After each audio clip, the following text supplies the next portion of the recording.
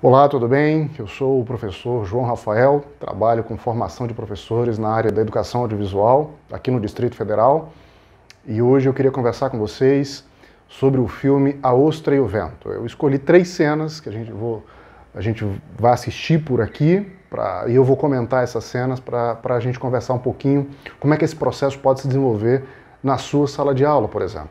Como é que você tem 2 possibilidades de análise, né? Uma é você analisar o filme a partir do conteúdo do filme, do que ele traz como conteúdo, isso é uma possibilidade de mediação muito importante.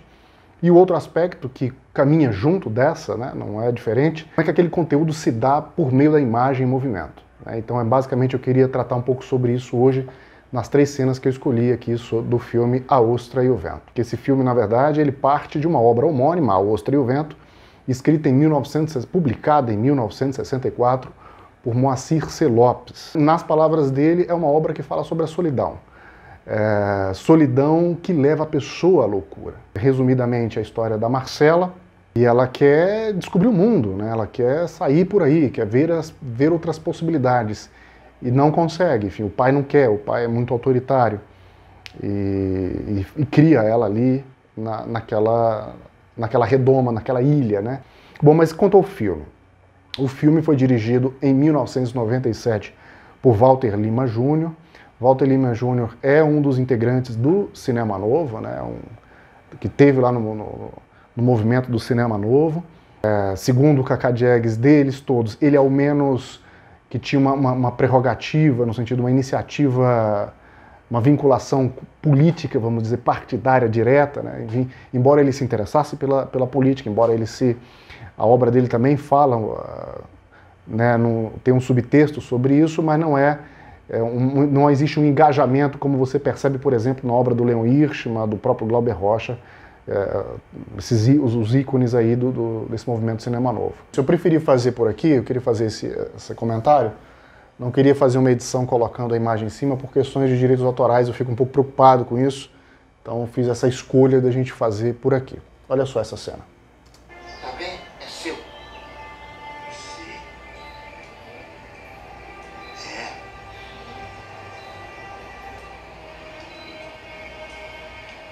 L.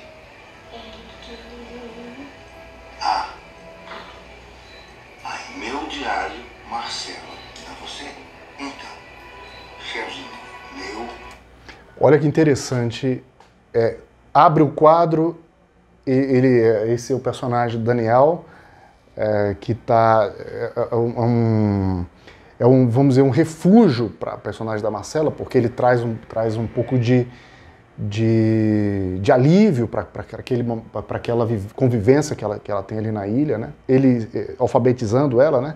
C-E-L-A, ele, né, soletrando para ela as letras, e aí depois você vê que ele está escrevendo o nome Marcela.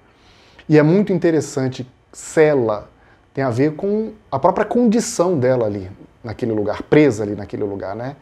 Então, então tem a ver, o próprio nome da personagem, interessante, o Marcela, ou seja, parece que muitos nomes dos personagens são escolhidos aleatoriamente, mas não é o caso. E olha como é que isso aparece aqui no filme.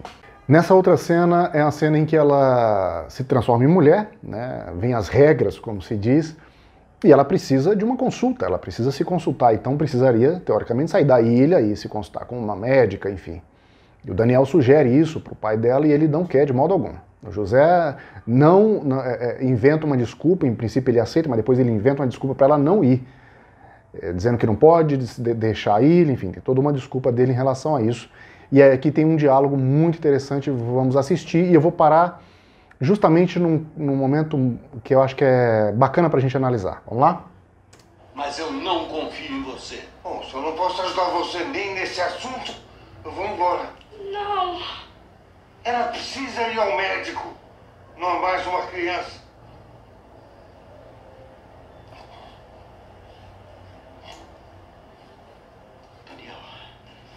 Por que você não se mete com os seus problemas?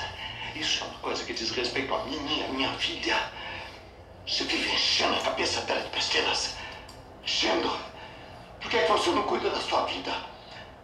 Pra o navio não afundar outra vez. Chega, que isso, sem problema. Eu pego a Marcela e trago ela daqui a 5 dias. Não, eu levo ela. Eu sei quando ela deve ir. Sabe nada. Você é um egoísta, só pensa em si mesmo. Por que você não pensa um pouco nela? O futuro é dela. Olha esse quadro. O personagem falando, o futuro é dela. Por que você não pensa um pouco nela? E a faca está na guelra do peixe, né? Está num lugar onde ele respira, né? Está sendo sufocada. Marcela, simbolicamente, está sendo sufocada. Muito interessante como é que isso se resolve no filme, né? Nesse processo, como eu havia falado da obra do Moacir Lopes, nesse processo de solidão, é um processo de enlouquecimento. E a Marcela cria um personagem, que ela chama de Saulo, que é o vento. Que é o vento. E essa é uma das cenas mais interessantes e poéticas do filme. É incrível como é que resolve mostrar, como é que isso é mostrado no filme, ela ficando menstruada. Eu acho incrível. Vamos assistir aqui. Saulo é o vento.